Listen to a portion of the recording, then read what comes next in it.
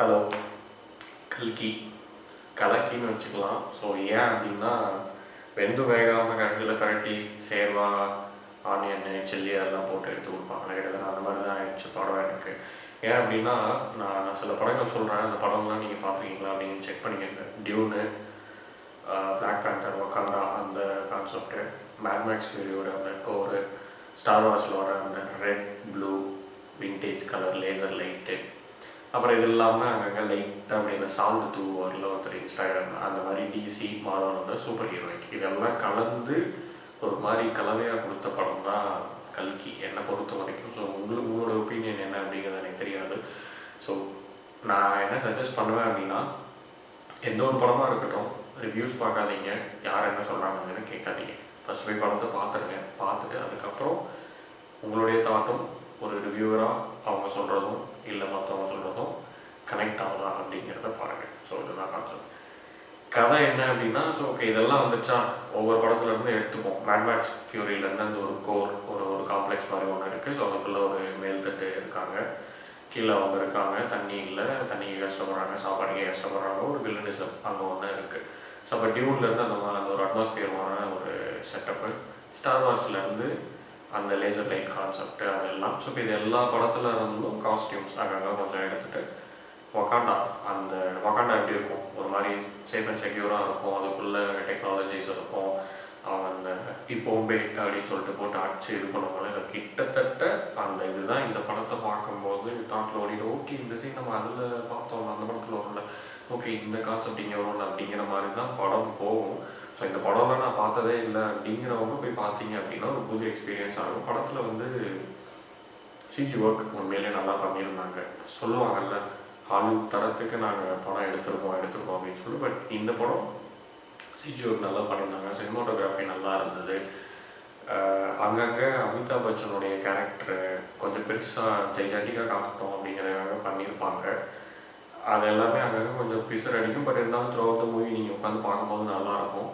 படத்துடைய மிகப்பெரிய நெகட்டிவ் என்ன அப்படின்னா, ஃபர்ஸ்ட் ஆஃப் ஒரு கேரக்டர் இருக்குது, இல்லை அந்த கதைக்கான பேஸ்மெண்ட்டை எலிவேட் பண்ணுறோம், கேரக்டரை வந்து இது பண்ணுறோம் அப்படிங்கிறதுக்காக ஃபர்ஸ்ட் ஆஃப் ரொம்ப நேரம் எடுத்துக்கிட்டாங்களோ அப்படிங்கிற மாதிரி இருந்தது. ஏன்னா லிட்ரலாக தியேட்டரில் இருக்க எல்லாரும் ஒரு கட்டத்துக்கு மேலே இது என்ன அப்படிங்கிற மாதிரி லெவலுக்கு போயிட்டாங்க. செகண்ட் ஹாஃபில் தான் படம் டேக் ஆன் ஆகி கிளைமேக்ஸில் சினிமேட்டிக் அந்த யூனிவர்ஸ் போட்டுட்டு கல்கி யூனிவர்ஸ் will கண்டினியூ அப்படின்னு சொல்லி செகண்ட் படம் லீட் கொடுத்து அப்படியே கண்டினியூ பண்ணி போகிறாங்க.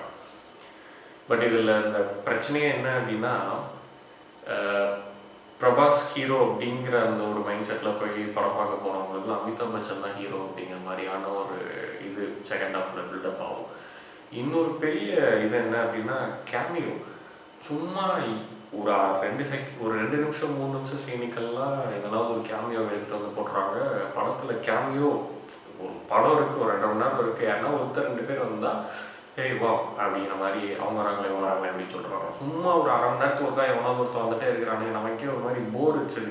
இப்போ எதனா ஒரு சீன் வரும், பேக்ரவுண்ட் மியூசிக் வரும், காலை காட்டுறாங்க, முடிய காட்டுறாங்க, இல்லை முதுகு காட்டுறாங்க அப்படிங்கிறப்போ ஓகே இவனாக இருக்கும் அப்படின்னு சொல்கிறவங்க யோசிப்போம். இல்லை எவனா வருவான்டா வரட்டும்டா அப்படிங்கிற லெவலுக்கு இவங்க கொண்டு போய் விட்டாங்க படத்தில். அதுக்கப்புறம் டேரக்டருடைய விஷன் எல்லாம் ஓகே, அங்கே நீங்கள் எடுத்தாரிங்க இந்த எடுத்தாரு மேபி. இப்போ இதெல்லாம் போயிட்டு ஹீரோட்ட சொல்லும் போது ஹீரோ கேட்டிருப்பார்ல, தம்பி கதை எங்கப்பா, இதெல்லாம் ஓகே நீ அங்கே இது இருக்கிற கதை அப்படி. மகாபாரதம் பார்த்துருந்தீங்க அப்படின்னா ஈஸியாக ஐடென்டிஃபை பண்ணுவீங்க. இந்த பக்கத்தில் இந்த சைடில் அந்த குட்டி குஞ்சனை உட்காந்துருந்தானுங்க, அவனுக்கு மகாபாரதனாலே என்னன்னு தெரில. அப்போ மகாபாரதத்துலேருந்து என்ன ஒரு பேசிக் நாலேஜ் வேணும்ல, கர்ணன்னா யார், அர்ஜுனன்னா யார், அந்த வார் எதுக்கு நடந்தது, ஸோ இவங்க என்ன அப்படிங்கிற அந்த ஒரு பேசிக் நாலேஜ் இருந்தால் தானே படம் பண்ண முடியும். இவங்களுக்கு அந்த பேசிக் நாலேஜும் இல்லை.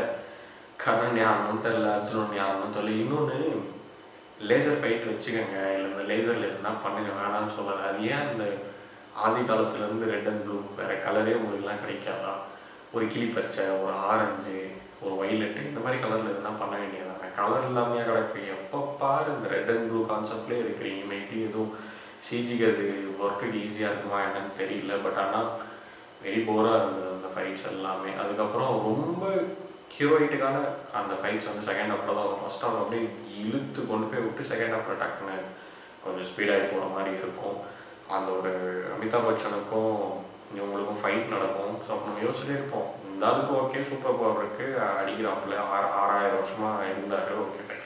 பிரபாஸ்க்கு என்ன பவர் இருக்குது, அந்த ஆள் எப்படி போய் விழுந்தா செவர்லாம் உடையுது அப்படின்னு யோசிப்பீங்க. பட் அதுக்கு ஒரு டெஸ்ட் வச்சுருப்பாங்க, கர்ணன் அப்படின்னு சொல்லிட்டு எடுத்துகிட்டு வருவாங்க. அந்த இலை வந்து தட்டி விட்டு அந்த இது கொம்பு கையில் விழுந்து பவர் வருது அப்படின்னா எவ்வளோ பழைய சீன் தெரியுமா அதெல்லாம். எத்தனை படத்தில் அந்த மாதிரியான சீன்ஸ்லாம் வந்திருக்கு. சரி ஓகே ஃபைன், என்ன பண்ணுறது. பட் ஆனால் படம் அதெல்லாம் ஓடிடுச்சு.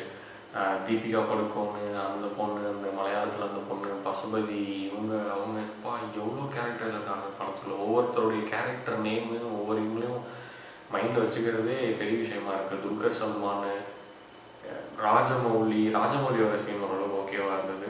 ஹியூமர் அந்தளவுக்கு ஒன்றும் பெருசாக ஒர்க் அவுட் ஆகலை படத்தில். மற்றபடி இது வந்து படம் ஃபுல்லாக நெகட்டிவாக இருக்குது அப்படிங்கிற மாதிரி மைட்பீனுடைய பேச்சு இருக்கலாம். பட் எனக்கே அப்படி இருக்குது அப்படின்னா, அதான் சொன்னேன் இந்த ஸ்டார்டிங்கில் என்னென்ன படங்கள் இருந்தது. ஸோ அந்த படங்கள்லாம் பார்த்தனால எனக்கு வந்து புதுசாக எதுவும் ஒர்க் அவுட் ஆகலை படத்தில். பட் சிஜி ஒர்க் உண்மையிலே சூப்பராக இருந்தது. சினிமோட்டோகிராஃபியும் நல்லா, ரெண்டும் பங்கம் பண்ணியிருக்காங்க. பட் ஆனால் கதை அந்த இதுதான், அந்த மகாபாரதத்தில் அந்த வாரில் எண்டில் இருந்து அங்கேருந்து எடுத்துகிட்டு வந்து 6000 இயர்ஸ் அங்கே கழிச்சு 2898 அந்த கல்கி போட்டுட்டு. கமலை பற்றி பேசவே இல்லையே. கமல் வந்து அந்த 2 சீனும் டாப் ஆச்சு. ஃபஸ்ட்டு டிவி வந்த மாதிரி காட்டுவாங்க, நல்லா நோஞ்சு போய். பட் அவர் எதுக்கு அந்த சீரம் தேடிட்டு இருக்காங்க அப்படிங்கிறதுக்கான அந்த ஒரு இது. கடைசியில் அந்த சீரமில் ஒரு ட்ராப் மட்டும் கிடைச்சதுக்கப்புறம் கமலோட அந்த டிரான்ஸ்ஃபர்மேஷனு அது எல்லாமே நல்லா இருந்தது.